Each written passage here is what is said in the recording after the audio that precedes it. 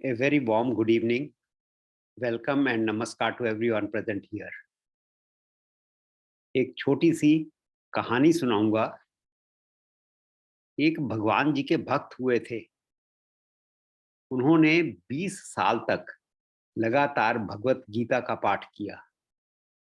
अंत में भगवान ने उनकी परीक्षा लेते हुए कहा, अरे भक्त, तू सोचता है कि मैं तेरी गीता के पाठ से खुश हूं, तो ये तेरा वहम है।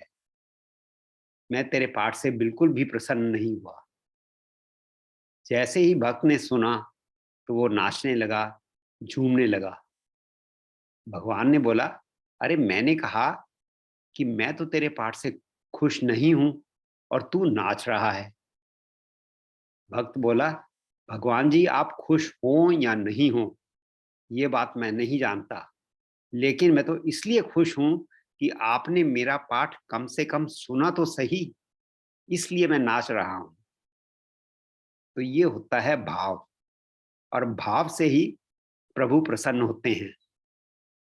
थोड़ा सोचिए, जब द्रौपदी जी ने भगवान कृष्ण को पुकारा तो क्या भगवान ने नहीं सुना? With these few words, I hand it over to Mr. V.N. Rai ji to please unmute and start his discourse. Rai sir. बहुत बढ़िया स्टोरी सुनाई आपने, धन्यवाद। बंशी विभूषित करा नवनील दाभा, पीतांबरा दरुण बिंब फलाधरुष्ठा, पूर्णेन्दु सुंदर मुखा अरविंद नेत्रा, कृष्णात् परम तत्त्वं न जाने। ब्रह्मा मुरारी त्रिपुरांतकारी,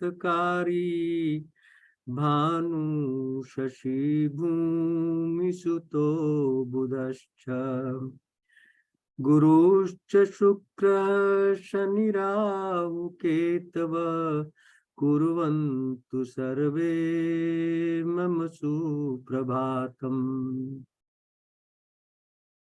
नीलांबुज श्यामल कोमलांगम, सीता समारोपित वाम भागम, पाणौ महासायक चारु चापम, नमामि रामं रघुवंशनाथम। प्रविशि नगर की जय सब काजा, हृदय राखी कौशलपुर राजा, गरल सुधारि पुकरै मिताई, गोपद सिंधु अनल सितलाई, गरुण सुमेर रेणु समताही, राम कृपा कर चितवा जाई।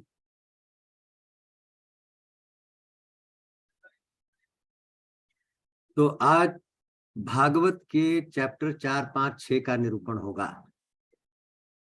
1, 2, 3 का पिछले सत्र में हो गया, उसके पहले में महात्म हो गया। और ये 4, 5, 6 बहुत महत्वपूर्ण है। ये आधारशिला है भागवत की, ये फाउंडेशन स्टोन है भागवत की। अब देखिए, अग्रवाल जी चाहते हैं कि बहुत सारे लोग आए सुने। अग्रवाल जी, जिनके कई जन्मों का पुण्य उदय होता है, उनकी इच्छा होती है भागवत सुनने की, सबकी नहीं होती है। अब कलयुग में ऐसे लोग बहुत कम हैं, इसलिए सुनने वाला अगर एक भी है तो काफी है। क्योंकि कलयुग में दुखों का अंबार है और लोग उसी में फंसे हुए हैं, भगवान को भूले हुए हैं। इसलिए जो लोग यहाँ आए हैं वो बड़े भाग्यशाली हैं, उनके पुण्य है पिछले जन्म के, वो एक साधना किए हुए हैं, कहीं तक पहुंच चुके हैं, और इसलिए चुंबक की तरह ये कथा उनको खींच लाई है कि बेटा जहां पहुंचे हो आगे भी बढ़ना है तुमको। तो ये कथा स्टार्ट होती है। महर्षि व्यास बहुत ही असंतुष्ट थे, वेदों की रचना की, उपनिषदों की रचना की, पुराणों की रचना की, महाभारत की रचना की, सब रचना करने के बाद भी असंतुष्ट बैठे हैं, हृदय खिन्न है, कुछ कमी महसूस हो रही है वेद व्यास जी के हृदय में।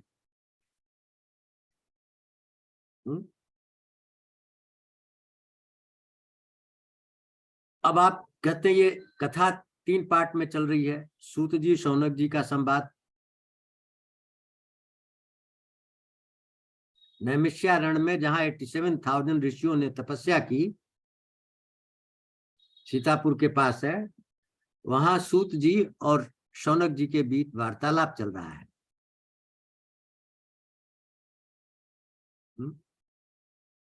शौनक जी सूत जी से पूछते हैं, प्रार्थना करते हैं,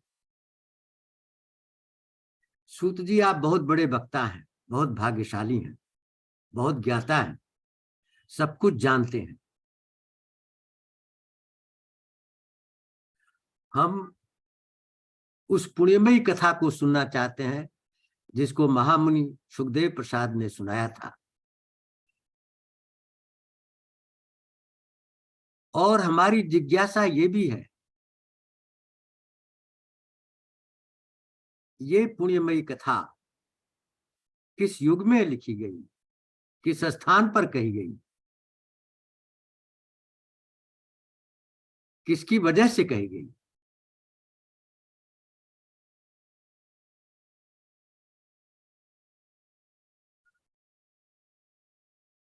हम ये भी जानते हैं और जानना चाहते भी हैं कि वेद व्यास जी ने किसकी प्रेरणा से ये कथा लिखी थी, क्यों लिखी थी, क्या जरूरत थी। सब कुछ तो लिख चुके थे, अब इसको लिखने की क्या जरूरत थी, क्या कारण था कि वेद व्यास जी ने ये भी कथा लिखी।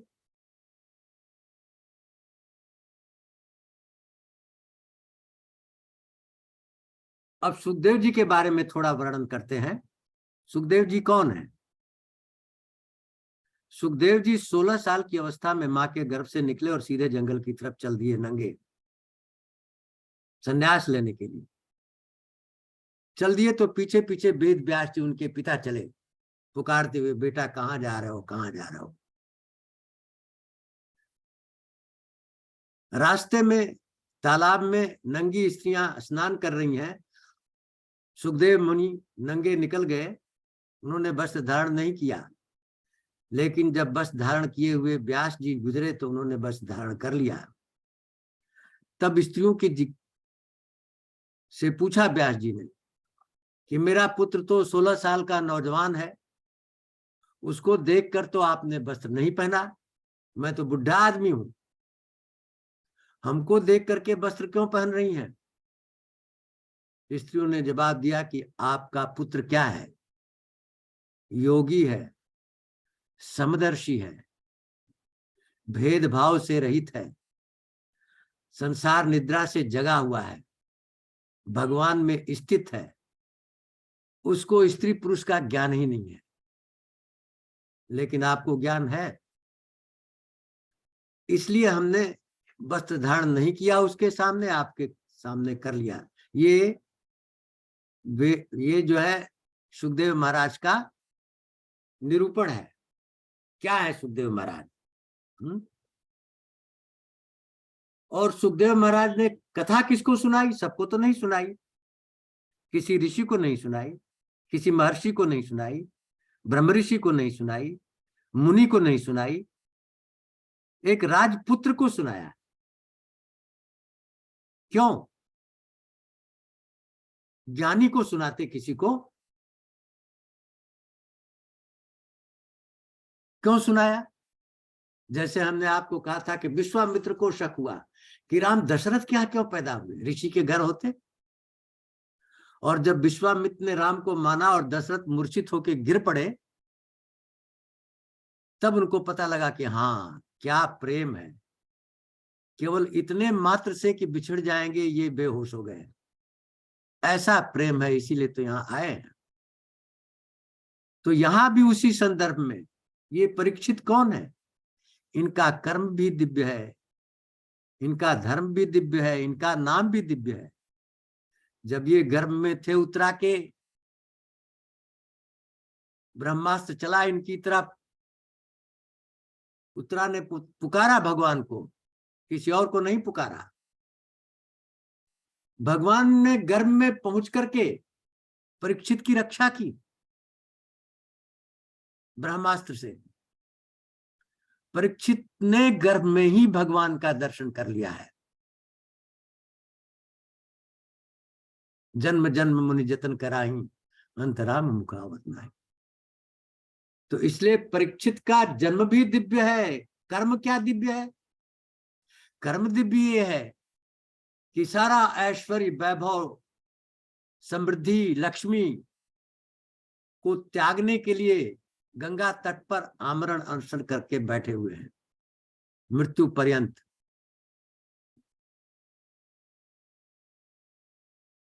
इसलिए ये पात्र हैं। ऐसा पात्र दुनिया में और कोई नहीं था। इसलिए इनको भागवत कथा सुनाई महामुनि सुखदेव जी महाराज ने।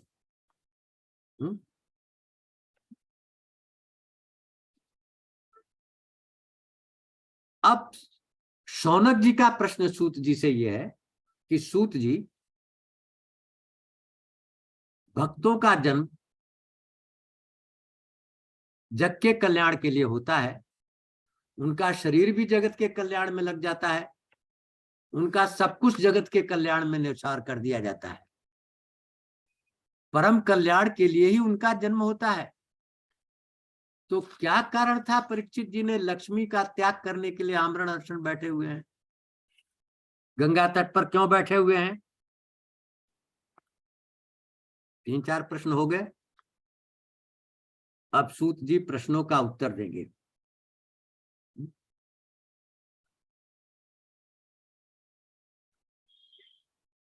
कहां इस कथा का निर्वाचन हुआ, किस समय हुआ, किसने किया, किसकी प्रेरणा से हुई, ये पहले प्रश्न थे। सो सूत जी कह रहे हैं शौनक जी,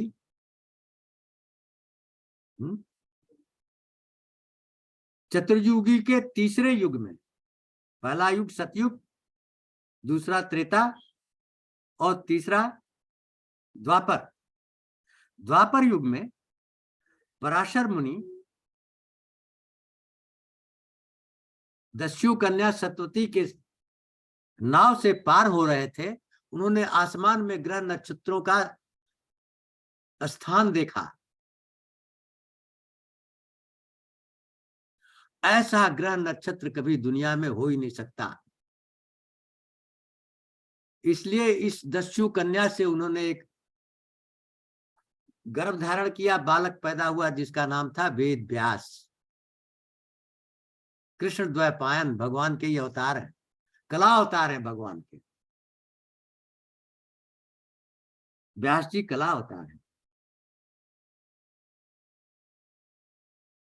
पराशर मुनि ने उनको उत्पन्न किया है दस्यु कन्या के गर्भ से।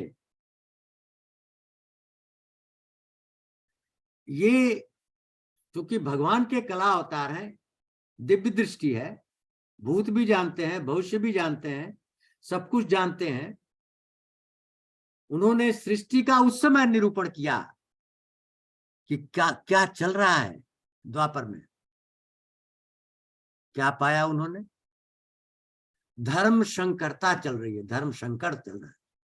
धर्म संकट ये नहीं होता कि ब्राह्मण शूद्र से किया, वो नहीं होता है।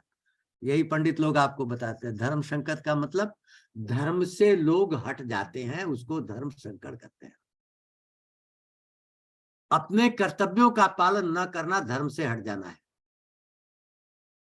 तो संसार में धर्म संकरता बैठी हुई है, मतलब वर्णाश्रम धर्म गायब हो रहा है। न वर्ण के अनुसार कर्म हो रहा है,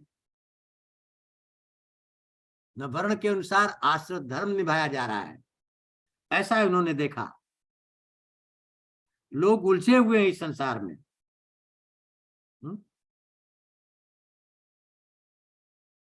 और इसलिए ऐसे लोगों के हृदय को शुद्ध करने के लिए कुछ उपाय होना चाहिए। हम लोग जो संसार में इस तरह गुथे हुए हैं कि उसी में ही धर्म को पढ़ करके, गीता को पढ़ के समझते हैं हमने ज्ञान प्राप्त कर लिया। ज्ञान प्राप्त करना मिथ्या है।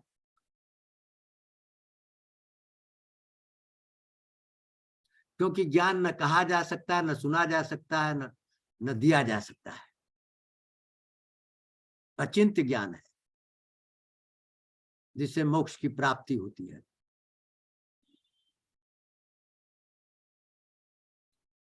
तो जब वेद व्यास जी ने देखा कि चारों तरफ धर्म संकट फैले हुए हैं और सारे वर्ण वाले अपने अपने धर्म को छोड़ रखे हैं, तब उन्होंने इच्छा प्रकट की ऐसे ग्रंथ की रचना की जिसके द्वारा सबका भला हो। क्योंकि उसके पहले तक उन्होंने वेदों की रचना कर ली थी, उपनिषद की रचना कर ली थी, पुराणों की भी रचना कर ली थी। फिर भी देखा कि ऐसा हो रहा है तो उन्होंने महाभारत की रचना की। अद्भुत ग्रंथ है महाभारत। उसके अंदर सब कुछ आ जाता है। महाभारत में भगवान की गीता भी आ जाती है, उपनिषद भी आ जाते हैं, पुराण भी आ जाते हैं। महाभारत में कहानियों के माध्यम से जो अनपढ़ लोग हैं, जिनकी कम बुद्धि है, उनको संदेश दिया गया है। जैसे अग्रवाल जी ने एक कहानी सुनाई, उसमें संदेश छिपा था। तो महाभारत में छोटी छोटी कहानियों के माध्यम से व्यास जी ने संदेश दिया। ज्यादातर संदेश किसको दिया? अज्ञानियों को, मूढ़ों को, जिनको वेद पढ़ने का अधिकार नहीं था। स्त्री, शूद्र, आतताई, जो समझ नहीं पाते थे वेद को, उनके लिए महाभारत की रचना की और सरल बना दिया, सब कुछ खोल दिया। महाभारत अद्भुत ग्रंथ की रचना की वेद व्यास जी ने। और उस वेद को भी 4 भाग कर दिए, ऋग्वेद, सामवेद, अथर्ववेद, यजुर्वेद, और 5वां वेद इतिहास और पुराण। इस प्रकार जिसको जो चाहिए वो ले ले। बहुत बड़ा ज्ञानी है, वेद पढ़ ले। उससे कम है उपनिषद पढ़ ले, उससे कम पुराण पढ़ ले। और जो कुछ नहीं समझ सकता, महाभारत की कथाओं के माध्यम से सारी चीजों का निरूपण कर दिया वेद व्यास जी ने, सबका कल्याण कर दिया। लेकिन वेद व्यास जी सोचने लगे कि इतना करने के बावजूद भी मैंने ब्रह्मचर्य धर्म का पालन किया, गुरुजनों की पूजा की,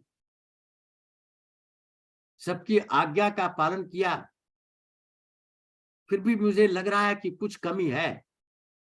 मेरे अंदर कुछ कमी है और मेरे ग्रंथों में भी कुछ कमी है।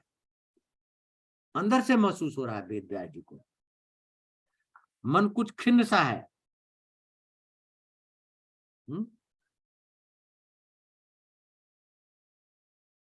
जब इस स्थिति में सरस्वती नदी के किनारे वेद व्यास जी बैठे थे, उसी समय वहां बीड़ा बजाते हुए नारद मुनि आ गए। वो तो हर जगह विचरण करते रहते हैं, पहुंच गए वहां।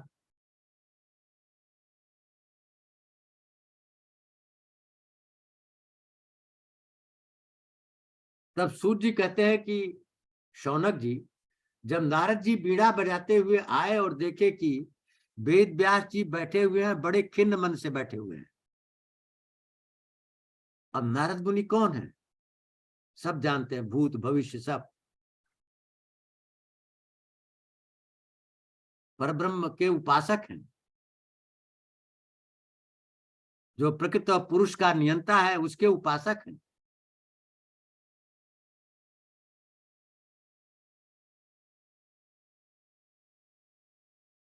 मन की स्थिति को भाप गए नारद जी। लेकिन फिर भी जब आप किसी से वार्ता करते हैं तो संवाद को आगे बढ़ाने के लिए सूत्र है। देखिए, इन सब कहानियों में कुछ न कुछ सूत्र छिपा रहता है।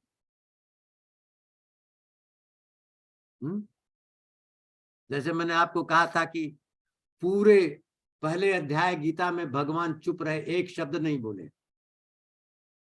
क्या संकेत दिए कि वार्तालाप तभी पूर्ण होगा जब सुनने की तुम्हारे अंदर क्षमता हो, क्योंकि जब तक सुन नहीं लोगे तब तक अगले को समझोगे क्या कि सोच क्या रहा है, क्या चाहता है।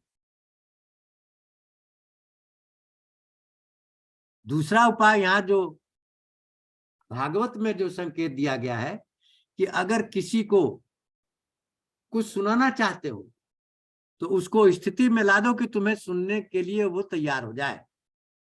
वो सुनने के लिए तभी तैयार हो जाएगा जब उसके अच्छे गुणों का आप वर्णन करेंगे।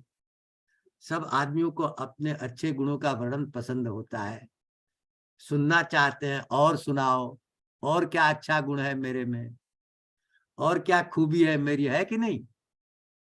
तो अटेंशन आपकी तरफ आ जाता है।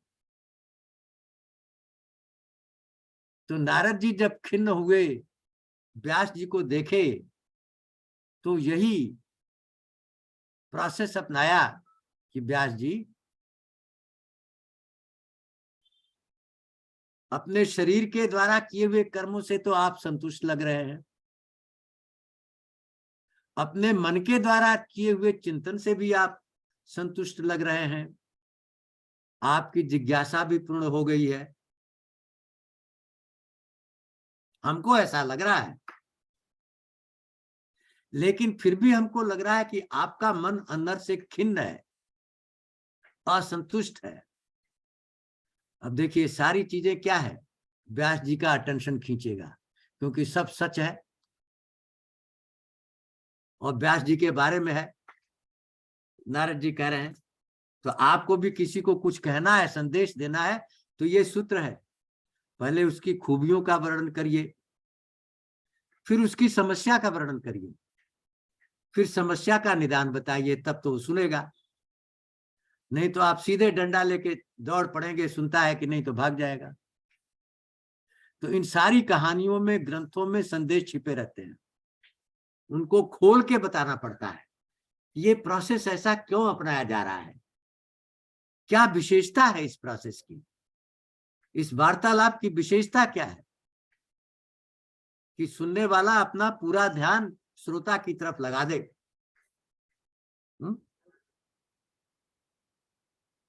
जब व्यास जी का सारा वर्णन कर लिया नारद जी ने कि आप ब्रह्मवेत्ता हैं, ब्रह्म का जैसा निरूपण आपने किया है अद्वितीय है, आप शरीर से जो कर्म किए हैं जन कल्याण के लिए किए हैं, मन से जो चिंतन किए हैं जन कल्याण के लिए किए हैं, फिर भी आप खिन्न क्यों बैठे हैं?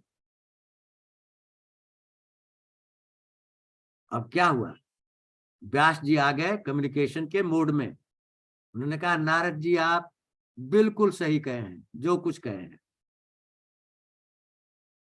तभी तो आगे संवाद बढ़ेगा। आप तो दिव्य दृष्टि वाले हैं, भूत भविष्य सब जानते हैं, आपने मेरा सब कुछ जान लिया कि मेरा हृदय संतुष्ट नहीं है, ये सब कुछ करने के बावजूद भी कुछ कमी महसूस हो रही है मेरे हृदय में, वो आप जान गए हैं। अब व्यास जी भी नारद जी से कुछ लेना चाहते हैं क्या? अपने प्रॉब्लम का निवारण करना चाहते हैं, जो खिन्नता पैदा हुई है उसको दूर कैसे किया जाए, ये चाहिए उनसे, नारद जी से। तो जब आप किसी से कुछ चीज चाहते हैं तब भी देखिए प्रोसेस क्या होना चाहिए, पहले उसकी तारीफ करिए, तभी तो कुछ देगा। आप देना चाहते हैं या लेना चाहते हैं, तारीफ जरूरी है। इस सूत्र को पकड़ लीजिए। बालक को भी घर में समझाना चाहते हैं तो पकड़ लीजिए, पहले उसकी तारीफ करिए और फिर जो करवाना चाहते हैं रास्ते पर लाइए। आप ये नहीं करते हैं, ये शास्त्र यही बता रहा है। तो व्यास जी ने कहा, नारद भगवान, आपका ज्ञान अथाह है, अगम्य है, आपसे बड़ा ज्ञानी इस संसार में कोई है नहीं, क्योंकि वो परम पुरुष के उपासक हैं, जो प्रकृति और पुरुष दोनों पर नियंत्रण करता है। आप ब्रह्मा जी के मानस पुत्र हैं, चारों तरफ सूर्य की तरफ वितरण करते हैं और सबके हृदय में हवा की तरफ प्रवेश कर जाते हैं। सब जान लेते हैं, देख लेते हैं नारद जी आप। तो आपने मेरे हृदय में भी प्रवेश करके देख लिया कि खिन्नता है हृदय में।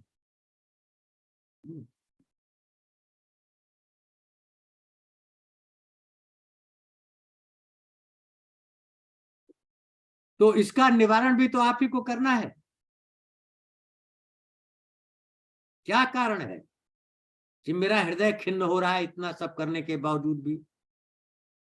क्योंकि आप जानते हैं, काज अगर मालूम है, इफेक्ट मालूम है, तो काज भी पता लग जाएगा। तब नारद जी ने कहा, व्यास जी, आपने धर्म का अति सूक्ष्म रूप से निरूपण किया है, आपने ब्रह्म का भी अति सूक्ष्म रूप से निरूपण किया है, परब्रह्म शब्द ब्रह्म का भी निरूपण किया है, लेकिन एक चीज नहीं की है आपने, जिसकी वजह से ये खिन्नता है। क्यों? जो कथा अग्रवाल जी ने कही, उसमें क्या संदेश छिपा हुआ है कि भगवान आपके भाव को देखते हैं, क्रिया को नहीं देखते हैं।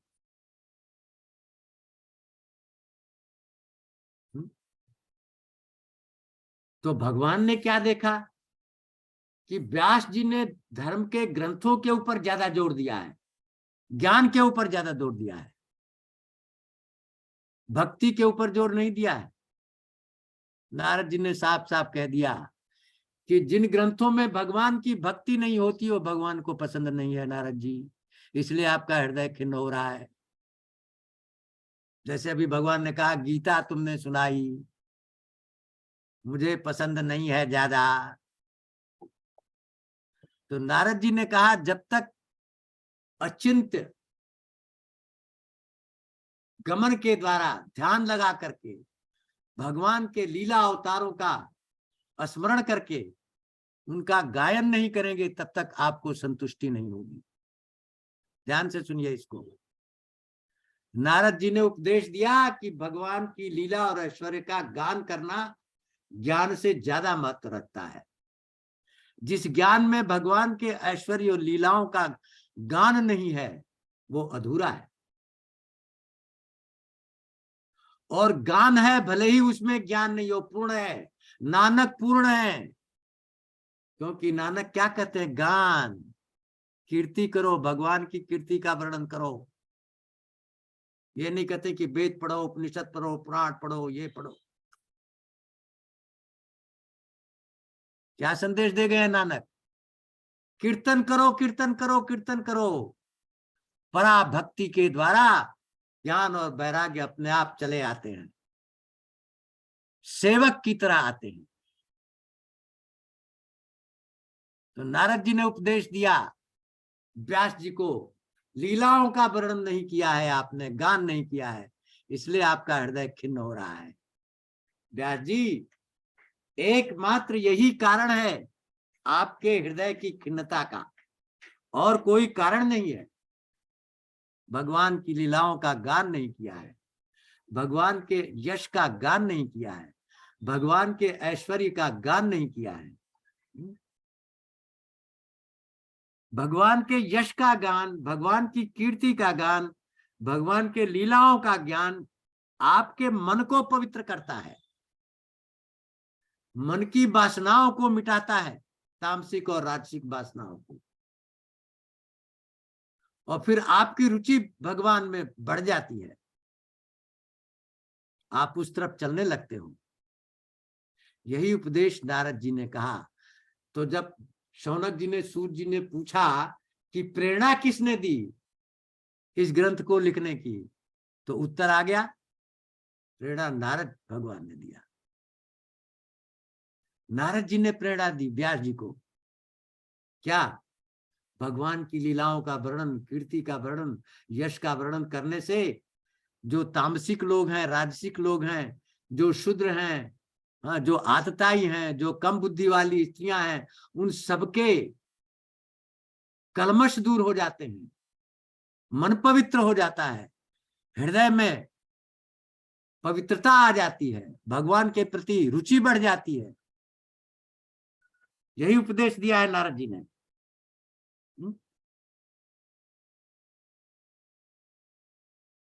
यही भगवान की प्राप्ति का साक्षात कारण है और साधन भी है। नारद जी ने अपना फाइनल डिसीजन दे दिया व्यास जी को। व्यास जी बहुत संतुष्ट हुए, वाह, समाधान हो गया।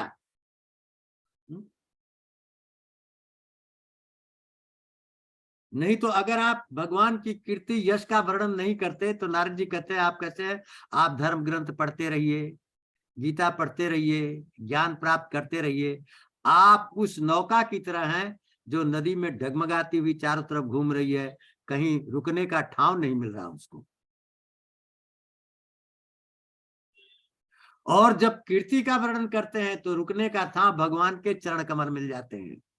जब भगवान के चरण कमल मिल जाते हैं तो सब कुछ होते हुए भी, सृष्टि का विनाश होते हुए भी आपका विनाश नहीं होता, क्योंकि चरण कमलों में आप बैठे हुए हैं और चरण कमलों का विनाश तो होता नहीं, उसका रस मिल गया आपको।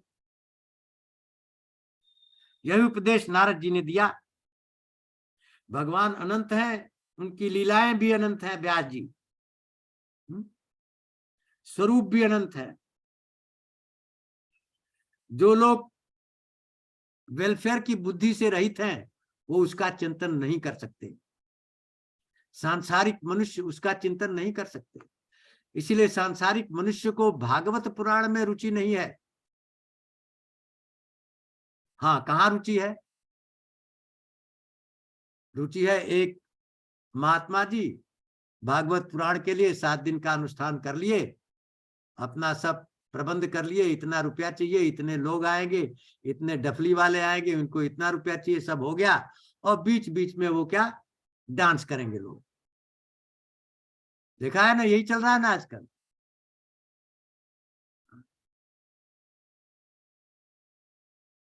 तो वो धर्म के लिए नहीं कर रहे हैं, वो रुपए के लिए कर रहे हैं। इसलिए जो चीज रुपए के लिए की जाती है उसका सार खत्म हो जाता है, उस कथा का सार गायब। और जब सार गायब तो प्रभाव भी गायब, किसी के ऊपर प्रभाव नहीं पड़ेगा। जैसे ही डांस वांस करके वहां से निकलेंगे फिर धरती से शराब चालू हो जाएगी, कोई फर्क नहीं पड़ा। जैसे निकले पहुंचे दोस्तों के साथ चालू हो गए। क्यों? कथा का सार नहीं है, सार नहीं है तो प्रभाव नहीं है।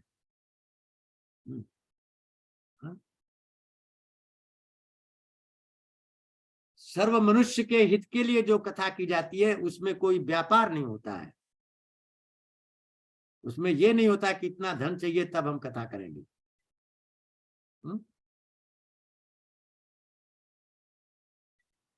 और जो लोग भगवान की कथा नहीं सुनते, उनके ऐश्वर्य का गान नहीं सुनते, वो जन्म मृत्यु के चक्कर में चलते रहते हैं, मरते हैं, जीते हैं, जाते हैं।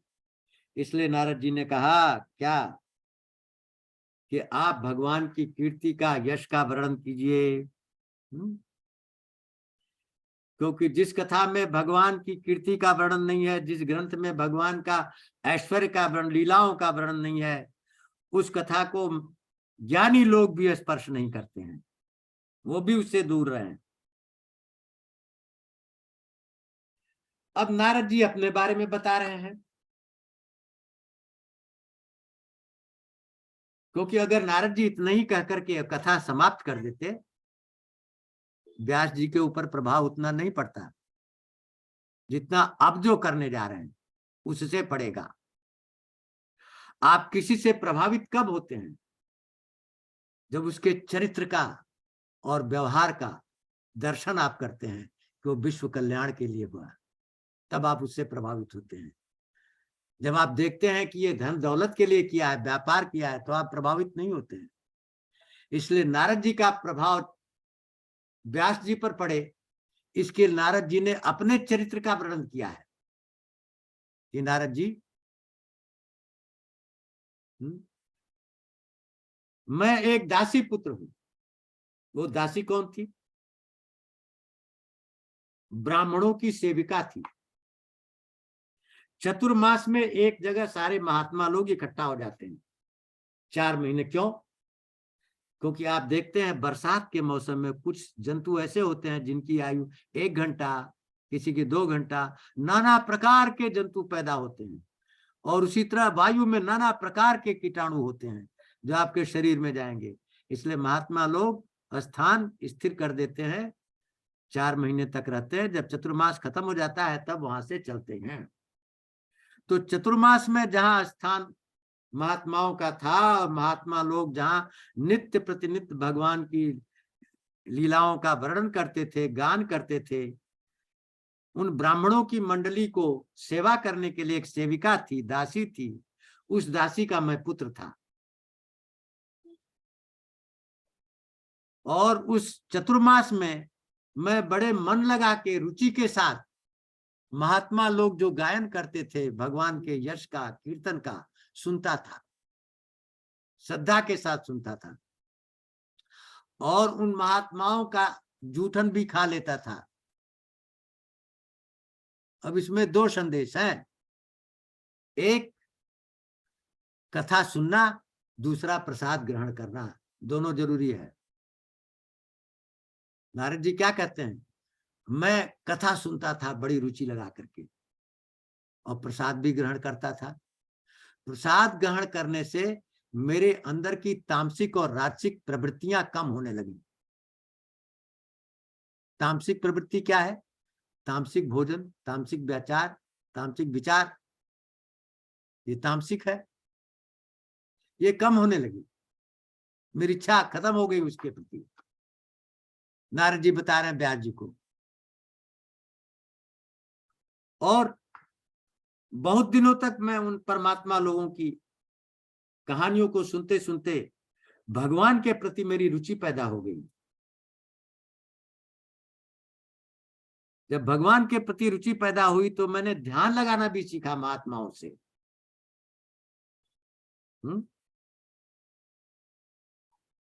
और ऐसा करने से क्या होता है? आपका चित्त स्थिर हो जाता है।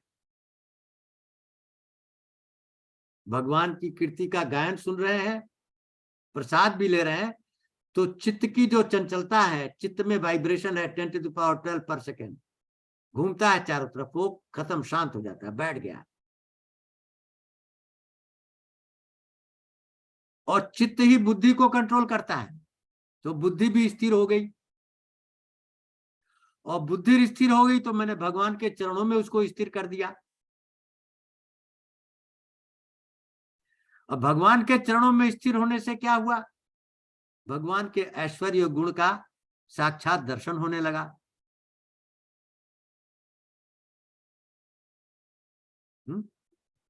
ये बाल काल है नारद जी का।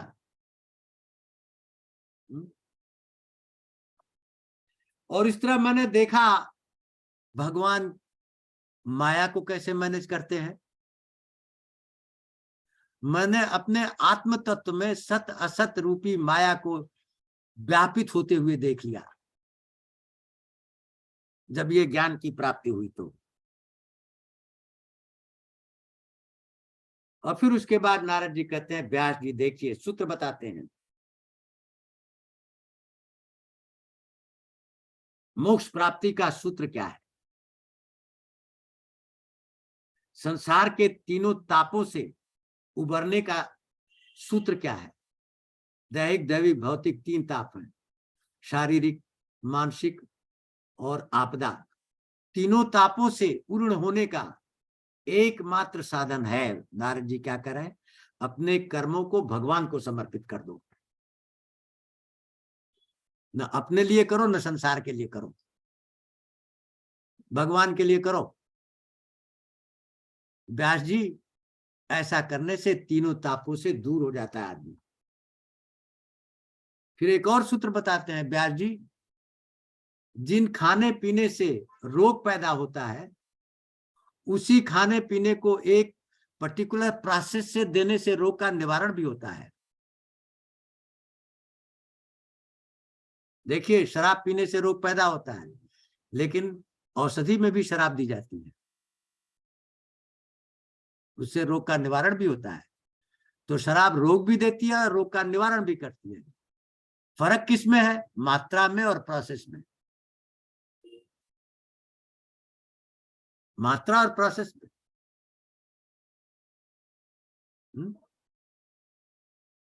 मात्रा, प्रोसेस और समय के अनुसार शराब लाभदायक भी है और हानिकारक भी है।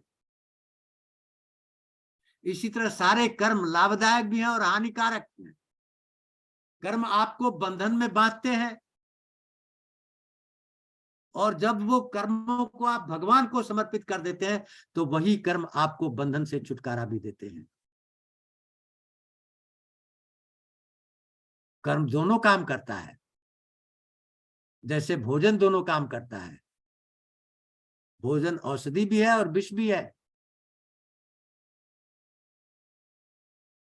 उसी तरह से कर्म बंधन कारक भी है और बंधन से मोक्ष देने का कारण भी है। जब भगवान को समर्पित हो गया कर्म, तो सारे कर्मपना को साफ कर दिया, सफाई हो गई।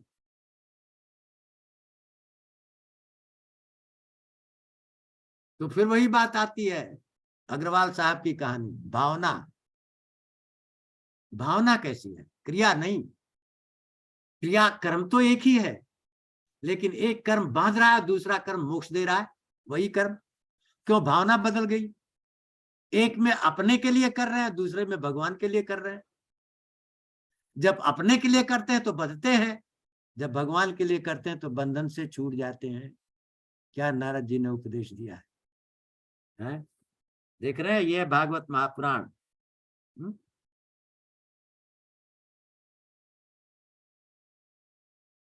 तुमने कहा इस तरह आचरण करते हुए भगवान के चरणों में मेरी रुचि हो गई, मेरी बुद्धि स्थिर हो गई, भगवान के प्रति आस्था दृढ़ हो गई।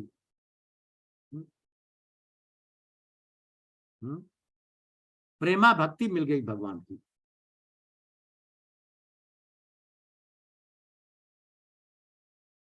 फिर सूत जी कहते हैं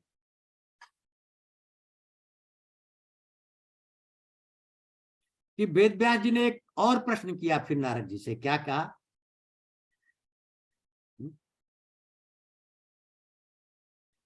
कि जब आपकी वायु कम थी, चतुर्मास खत्म हो गया, महात्मा लोग चल दिए, तब क्या हुआ? तब आपके साथ क्या हुआ? शेष जीवन कैसे बीता? शेष जीवन में आपने क्या किया? नारद जी जवाब देते हैं, बहुत सही कहा व्यास जी ने। मैं 5 साल का बालक था, देश दुनिया का ज्ञान नहीं था, लेकिन उन महात्माओं ने जो मुझे सुनाया था, जो उपदेश दिया था, जिस उपदेश को भगवान ने दिया, वो उपदेश महात्माओं ने सुना, वो मेरे हृदय में बैठ गई। और मेरी माँ दासी थी, मूढ़ थी, गंवार थी, उसका मेरे में बहुत स्नेह था, लेकिन परतंत्र थी। जैसे नट जो है कठपुतली को हिलाता है, उसी तरह भगवान इस संसार को कर्मों के अनुसार चलाते रहते हैं। एक दिन वो दूध दूहने गई और सांप काट लिया, सांप डस दिया। मैंने अपने हृदय में चिंतन किया कि भगवान जो भी काम करते हैं उसमें उनका प्यार होता है, अनुग्रह होता है, करुणा होती है, दया होती है। तो इस काम में भी मेरे प्रति भगवान की कुछ करुणा होगी, दया होगी, अनुग्रह ही होगा। देखिए कैसे सोच रहे हैं, सोच बदल गई। भगवान में आस्था से ही होता है। दुख भी सुख दिखने लगता है जब भगवान में आस्था हो जाती है। नारद मुनि कहे कि इसमें भगवान का कुछ है छिपा हुआ संदेश। मैं चल पड़ा उत्तर की दिशा में, चलते गया चलते गया चलते गया चलते गया, अंत में जाके थक गया। एक तालाब दिखाई दिया, स्नान किया, आचमन किया, थकाट दूर हुई, बैठ गया वहां। बैठ करके मैंने सोचा कि जिस रूप का चिंतन का अभ्यास महात्माओं ने मेरे को दिया, मैं उस रूप का चिंतन अंदर करूं। भगवान के उसी रूप का चिंतन अंदर किया। कैसा चिंतन किया? एकाग्र चित्त से, चित्त शांत हो गया, बुद्धि स्थिर हो गई, मनचित बुद्धि भगवान के चरणों में एकाग्र हो गई और अभिलाषा थी कि भगवान दर्शन दो। उत्कट अभिलाषा, चरम कोटि की अभिलाषा। आंखों में आंसू आ गए, रोमांच हो गया, और तब भगवान ने एक झलक दिखा दी अंदर और फिर गायब हो गए। और गायब हो गए तो मैंने फिर कोशिश की, बहुत बार नहीं हुआ दर्शन। तब एक बार भविष्यवाणी भगवान ने की, देख बच्चा, जब तक तुम्हारे चित्त के अंदर वासनाएं रहती हैं तब तक ये दर्शन नहीं मिलता है। वासनाओं को खत्म करने के बाद तब ये दर्शन होता है। मैंने दृढ़ संकल्प कर लिया, क्या भगवान का कीर्तन गायन करना चालू कर दिया निर्लज्ज की तरह। और धीरे धीरे मेरी तामसिक वासना खत्म हुई, राजसिक वासना खत्म हुई। चारों तरफ विचरते विचरते सब वासनाएं खत्म हो गई। भगवान पुरुषोत्तम का दर्शन हुआ और फिर उन्होंने अपने जन्म का उद्गम बताया कि सहस्त्र कल्पयुगी के बाद जब विनाश होता है और भगवान समुद्र की शैया में निद्रा में जाते हैं तो ब्रह्मा जी सृष्टि को समेट करके उनके हृदय में जाते हैं।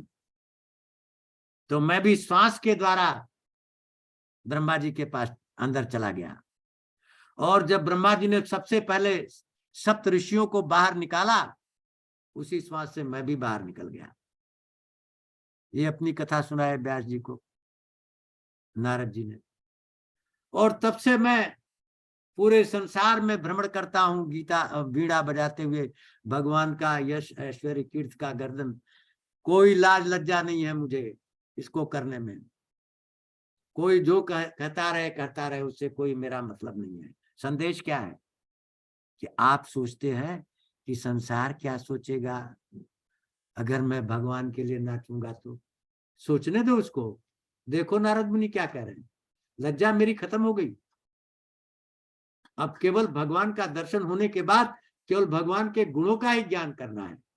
इसलिए उन्होंने कहा कि आप क्या ऐसे ग्रंथ की रचना कीजिए जिसमें भगवान की लीलाओं का वर्णन हो, जिसको पढ़ पढ़ के कलयुग में लोग, हर तरह के लोग, स्त्री शूद्र आतताई सब तर जाएंगे भगवान का गायन करके। तो ये भागवत महापुराण एक औषधि है कलयुग के लिए। इससे बड़ा कोई ग्रंथ नहीं है, क्योंकि इसमें भगवान की लीलाओं का वर्णन है, भगवान के ऐश्वर्य का वर्णन है। हाँ, इसलिए जिनके पूर्व जन्मों के पुण्य प्रकट होते हैं तभी वो इस कथा को सुनने के लिए आते हैं। और इस कथा के सुनने और सुनाने वालों में अभी भी बड़ी कमी है, क्योंकि सुनने वाला श्रद्धा के साथ सुनता नहीं है और सुनाने वाला श्रद्धा के साथ सुनाता नहीं। दोनों सांसारिक उद्देश्य से, सुनाने वाला अपने धन दौलत के लिए सुना रहा है और सुनने वाला सोच रहा है थोड़ा बहुत सुन लो यार, चलो ये भी देख लिया जाए। पूरी श्रद्धा नहीं है। जैसे नारद जी ने कहा कि मैं रोने लगा भगवान के लिए कि जब तक मिलेंगे नहीं, रोम हर्षित हो गए, भगवान झलक दिखा गए और उसके बाद चले गए। तो जब भगवान की कीर्ति यश का वर्णन गान करेंगे, आप भक्ति करेंगे, तो संसार का विनाश होने पर भी आपका विनाश नहीं होगा। और भले ही बीच में भक्ति थोड़ी छूट भी जाए तब भी आपका अकल्याण नहीं होगा। यही भगवान कृष्ण ने भगवत गीता में अर्जुन को सुनाया कि अर्जुन, एक बार तुम भक्ति के रास्ते पर चल पड़ते हो तो इसका विनाश नहीं होता है। अगर बीच में छूट भी जाती है तो उसका सर्वनाश नहीं होता है। क्यों? क्योंकि भगवान के चरणों से बंध जाता है वो, और भगवान के चरण का विनाश नहीं होता है, इसलिए भक्त का भी विनाश नहीं होता। तो इस प्रकार आज की कथा मैं यहीं समाप्त करता हूँ। ज्यादा नहीं करना चाहिए, अनपट हो जाएगा। हाँ, सो प्रविश नगर की जय सब काजा, हृदय राखी कौशलपुर राजा, गरल सुधार पुकर मिताई, गोपद सिंधु अनल सितलाई। चलिए, अब कोई प्रश्न हो, कोई वार्तालाप हो तो करिए। हाँ जी, किसी का कोई प्रश्न हो? हाँ, कोई करना हो, जो भी करना चाहता हो।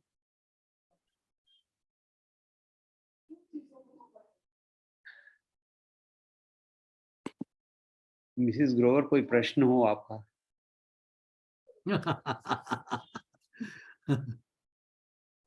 है?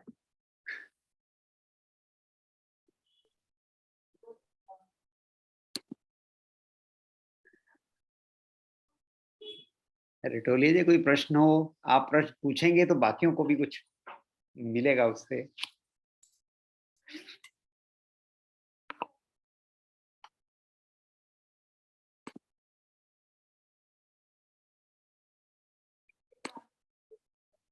सर, प्रश्न नहीं लग रहा किसी का भी। मिसेस ग्रोवर, आप पूछिए, आपकी शंका दूर करेंगे।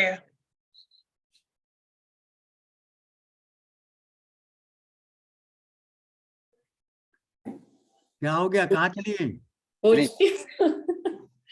पूछती हूँ, लेकिन अभी कुछ ज्ञान नहीं है ना मुझे, तो ये तो मैं पहली बार कभी सुना भी नहीं कुछ, एक भी लाइन कभी ऐसी।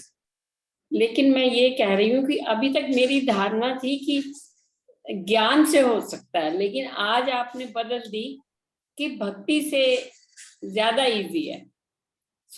लेकिन भक्ति आनी बड़ी मुश्किल है ना, यही तो मुश्किल है। ज्ञान तो समझ आ रहा है। देखिए, आपका जो पहला सेंटेंस था वो करेक्ट है। मोक्ष ज्ञान से ही मिलता है, लेकिन ज्ञान का साधन है भक्ति। जब पराभक्ति के क्षेत्र में आप प्रवेश कर, पराभक्ति क्या है? एक अपराभक्ति है और एक पराभक्ति है। पहले समझिए भक्ति क्या है। भक्ति तो एक शब्द ही है ना, उसका मतलब क्या है? भक्ति क्या होती है? भक्ति माने श्रद्धा। जिस चीज में श्रद्धा हो, विश्वास हो। माँ की भक्ति बालक में है, बालक की भक्ति माँ में है, ऐसे समझिए। क्या है? बालक केवल माँ के अलावा कुछ नहीं जानता, और माँ के लिए बालक के अलावा कुछ नहीं है। तो भक्ति क्या है? श्रद्धा और विश्वास। अब परा और अपरा क्या है? अपरा माने संसार और परा माने ब्रह्म। एक है अपरा भक्ति, संसार में भक्ति। तो जिसको आप ज्ञान कह रही है ना, वो ज्ञान अपरा भक्ति है। जिस ज्ञान को हम समझ रहे हैं कि भगवत गीता पढ़ लिया, ज्ञान आ गया, वो अपरा ज्ञान है, वो अपरा भक्ति है। क्यों? ज्ञान को लिखा नहीं जा सकता, ज्ञान को सीमा में नहीं बांधा जा सकता। जब बध गया तो वो अपरा ज्ञान है।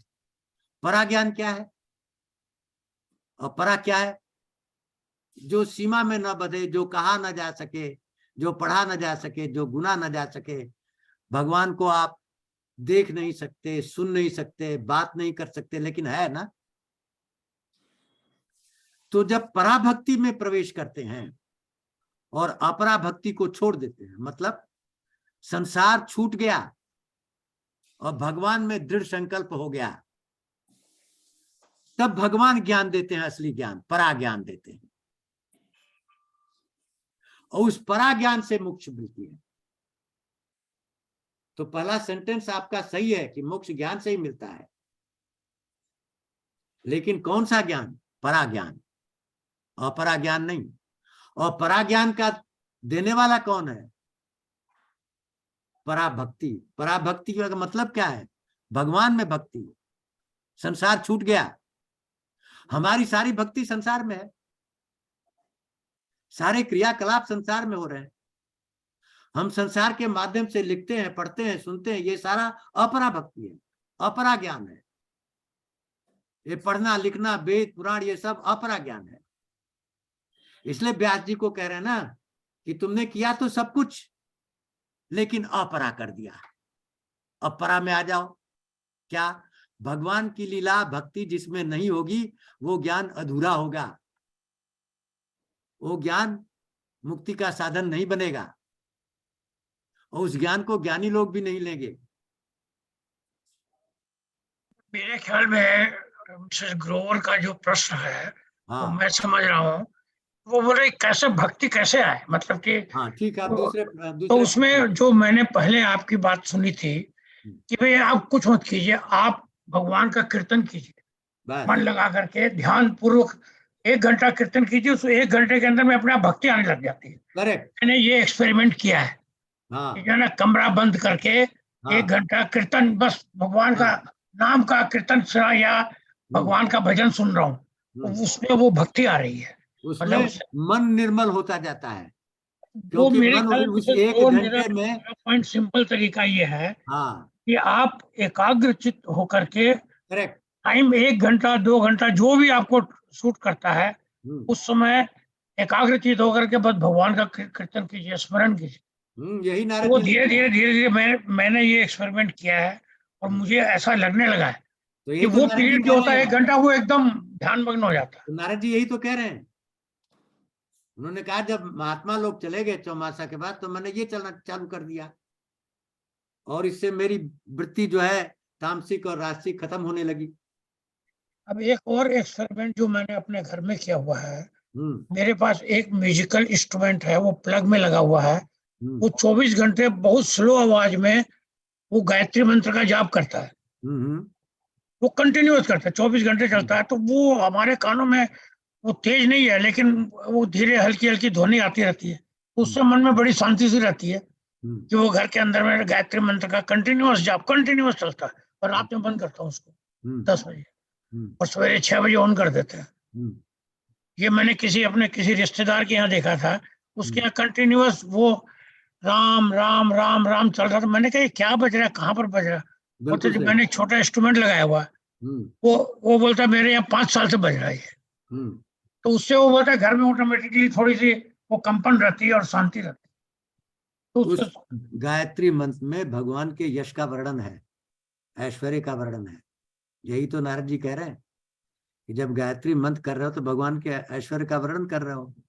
सबितु हे सूर्य देवता, हाँ, मन को स्थिर करिए। ये आप भगवान के यश का वर्णन कर रहे हैं, गायन कर रहे हैं, और इसीलिए ये शांति मिल रही है। यही तो नारद जी बता रहे हैं। ये सिंपल तरीका है मेरे हिसाब से। मंत्र में भगवान के यश का वर्णन नहीं हो, मंत्र भी बेकार है। क्यों पावरफुल है गायत्री मंत्र? क्योंकि एक एक लेटर में भगवान छिपे हुए हैं। गायत्री मंत्र के भगवान के यश का वर्णन है।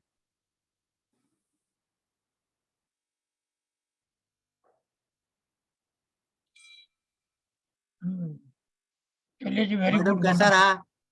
रिटोलिया जी ने आपको प्रैक्टिकल भी बता दिया, सिंपल तरीका बता दिया। हाँ, यही चीज तो वो जो नानक यही कह गए ना, चारों तरफ केवल राम राम करते थे। वाणी क्या है गुरुद्वारे में? कीर्तन क्या है? भगवान के यश का गान है। तो गुरुद्वारे में जो कीर्तन चलता रहता है, उसमें जो भी वहां जाएगा उसका इफेक्ट उसके ऊपर पड़ेगा, वाइब्रेशन का। भगवान का कीर्तन हो रहा है, नाम जप हो रहा है, वर्णन हो रहा है, उसका प्रभाव पड़ेगा जो भी वहां जाएगा। और जितनी देर तक रहेगा उतनी देर तक प्रभाव रहेगा।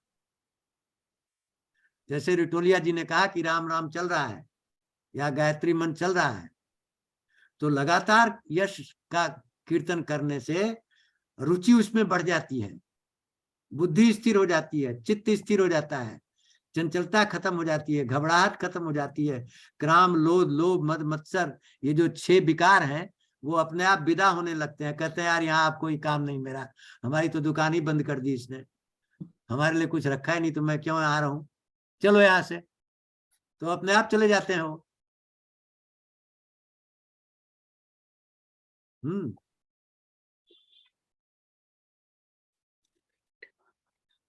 धन्यवाद। धन्यवाद। बहुत बढ़िया।